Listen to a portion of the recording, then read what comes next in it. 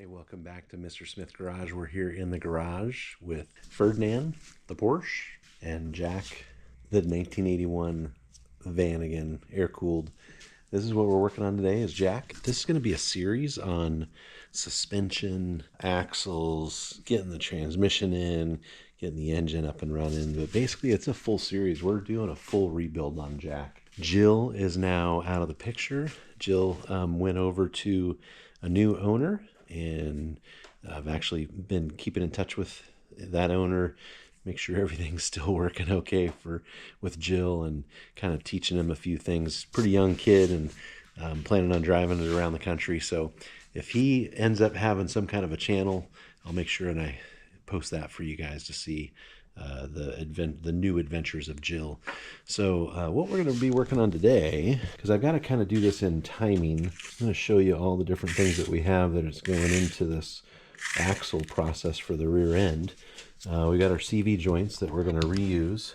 There's some positioning that you have to do on these CV joints when you put them on an axle. First thing to notice is on the sides, you see one line right here. That line is going to go towards the gold on the axle. So you can see my axles are gold. These are actually made of steel, but I painted them gold just to be different. I don't know why. But you can see that how this side is different from this side. So I got 4 CV joints, 2 axles. I've got 24 of these, right? These are triple square bolt that will hold these to this side to the transmission, and let's say this side out to the stub axle. These are the keepers that go on them. These are what's called a splined. I don't know how clear that's going to show up, but they are a splined washer. Well, I only have 12 of them, and I need 24. So I've ordered those. Those will come in on Friday this week, and then I'll be able to actually hook these up to the transmission or to the stub axles. The other thing that I have here are these little circlips. They're going to go on, see on the axle here. There's a little groove at the end. So those circlips go in, hold the CV joints. I've got new ones. Okay, so I've got boots. I've got 4 boots, 1 on each side. I've got 2 different styles of boots because I got these boots for the 944 and I liked them, and I ended up using 2 of them on Jill. They actually came with a new circlip that I think is the same as that, but I'm probably going to use these older ones. They also came with the clamps and a bag of grease. So for each one, I am going to put these, because I know that they're nicer. I'm going to put these at the stub axle, so to the outside of the vehicle. And then I did get these are same. They're sealed in, which is nice up here, but they're kind of more of a plastic than a rubber. And I'm going to put those to the transaxle side and see how these work. These I got from Burley Motorsports. Burley's here local with me, and I'm going to try to use him as much as possible because he's got Vanagon parts. The other place that I get parts from occasionally is Wolfgang International, because they're local to where I'm at up in Northern California. And so I'm always trying to get stuff local. These ones, which is kind of interesting, they're for a Tiguan, but they also fit on Vanagons. Came with 2 bags of grease. And the other things that are in here is a gasket and something for the Tiguan, which I won't end up using. Let's see what else we got here. Probably won't end up using that piece, but I'll use this piece. This goes on this end on the axle. And then they actually have new circlips that are the same as these, so I'll probably use these circlips versus the other ones. Again, this is Burley Motorsports. He was able to help me out there on New Year's Eve, helped me get what I needed so I could do this job on, this is New Year's Day today. This is the stub axle and the casing that goes onto the trailing arm. You can See, it's all cleaned out in there. We've repainted these. Made sure that my threads to hold on my brake backing plates, because we're going to go with drum brakes on the back of this, will fit on there pretty well. What else do I have in here? Oh, I've got the spacer that goes between the bearings there. And then I've also got, from Burley, new seals for this, new bearings, and it's also got a new cotter pin for the outside of the stub axle when you put that big castle nut on there. Okay, so all of those parts will create a new rear end. And here's the other stub axle over here behind my boxes, my tower of boots. What I'm hoping to show you today is we're going to put these guys on the axles, and we're going to clock them so that they have the most articulation possible. Oh, I've got these on backwards. So let me think about this. Oh yeah, I do have all these backwards. So this should go to the inside of the axle, but the chamfer should be also on that side as well. So really all I have backwards is this middle piece. It needs to be flipped around. In order to do that, you do have to take them apart. They're not hard to take apart. You just kind of move them to one angle. They're a little bit more, they're easier to take apart than they are to put together. So that's a part. So let me get all these guys out because it just won't go right back in the way that you want to. And we don't want to lose any of these. Don't want them to roll off. So we'll keep one in. Let's see. I want to flip this around. So I want the chamfer with this piece because this piece is going to go inside. And then I also want the line to go out. Yep, that's correct. It's going to go this way.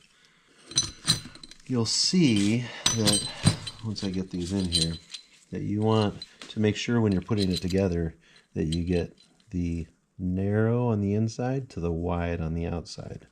Otherwise, it'll just lock up. I actually watched video yesterday of that Baldwin Life because I like his style and his videos, and so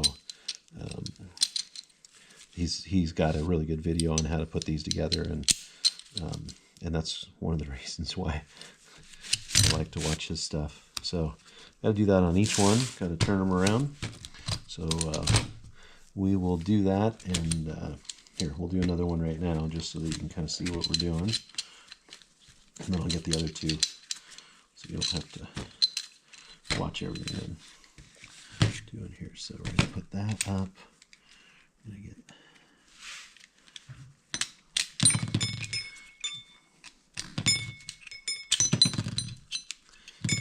out, flip that around, make sure that this goes in.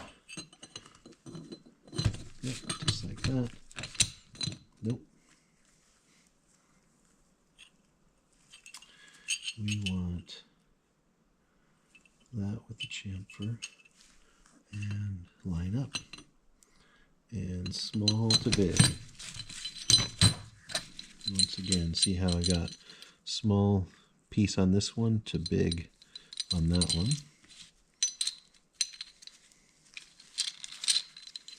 It's funny, I think I had these the right way, and then yesterday I was kind of prepping all this stuff and putting it in here, and I switched them around because I thought they were going the wrong way, and then now I'm realizing that I actually had them the right way. It's going to be hub, chamfer, line going towards the chamfer, like that.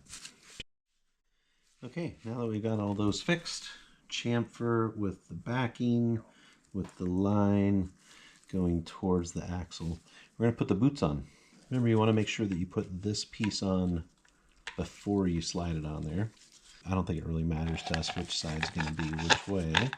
But you want to get those boots all the way in. Put that on there first.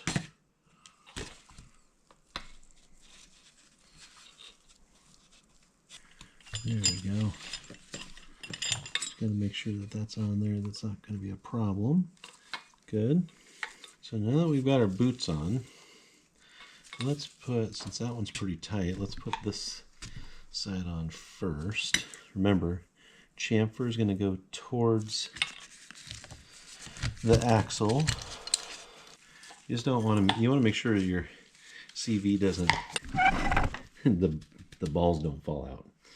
You want to make sure that when we hit on this, we're just hitting on this piece, not on any of the other pieces. I'll get it down to there. I want to find a socket that will fit over the top of that, but not hit the axle. That is a 27 millimeter. And we're going to put one of these guys on.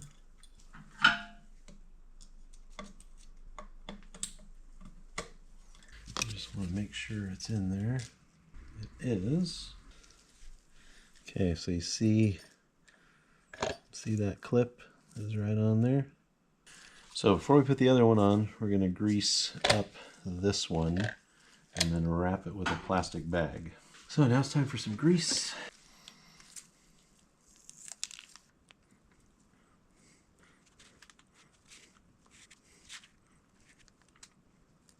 Okay.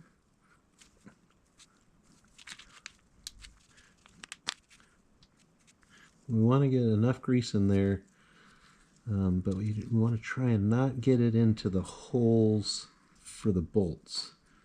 So we'll just make sure we clean that out if we got any in there. Okay, so now we're going to go to the other side.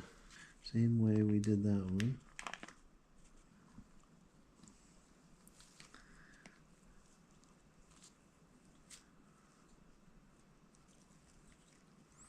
So as we get this grease in there, you want to get it in there really good. Remember to keep it away from the bolt holes as much as possible. You want to move it around.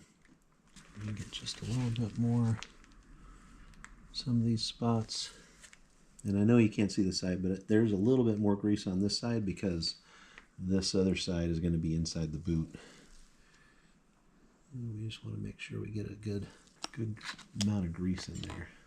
Now these CV joints were used, and so I've had them on some vehicles, and they're okay. They're good CV joints, but they do have just a little bit of wear in there. Yeah, this is a pretty easy job to do once you get it done.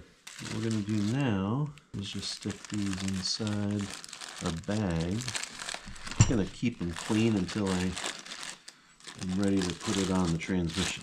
And now it's time to do the other side. This time I'm going to be careful to not, again, chamfer is going to go towards the axle. I'm going to be careful not to hammer this all the way past that spot. We just want to get it on there where we need to be. Now we're going to tap. Okay. So take a look at this, where we're at. See that? We got it right to there. Now we're going to use that socket. But we want to be able to get it, this clip on the groove, right? And then make sure that it's seated in there. So you can see that that clip is in. So now we're going to grease this one up. It's nice to be able to see where that grease is going.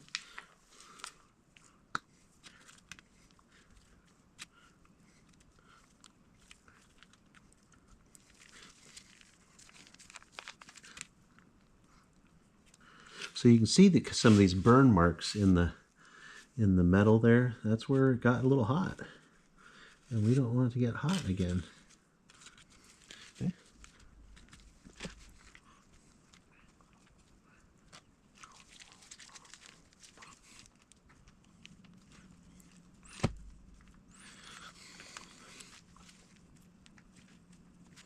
Okay, let's see how that looks.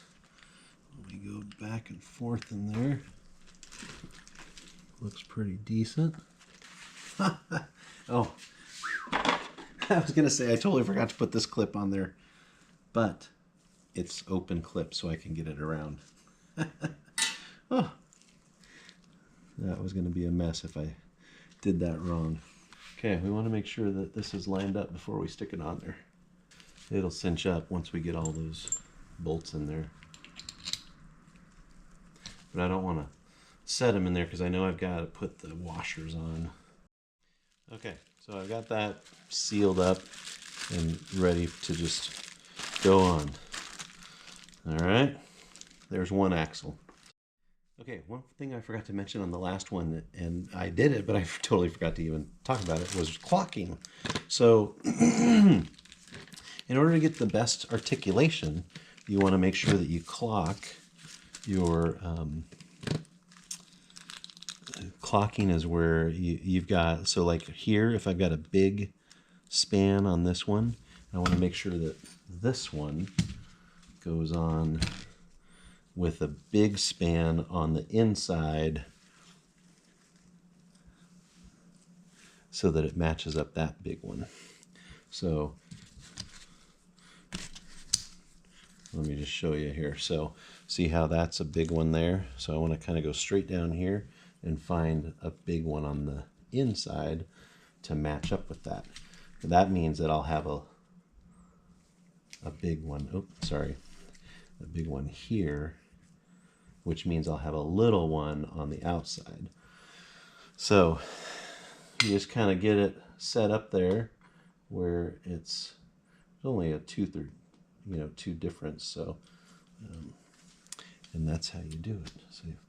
So we've got two axles ready to go. Once we get the suspension done, we can put the axles on. We'll get these stub axles in, and there you go. But that's how you clock and grease and assemble an axle for a Vanagon. Wasn't as greasy as it could have been. Again, I've got some parts here that I still have to stick on there. Like these are the kind of the spacers for the bolts that go around the edges. And then these clips were extra clips that I had. And then I'm waiting on my ribbed or slotted washers. They have a little bit of grip on them. You want to make sure that those go on each of the stud or the bolts that go in. And there you have it.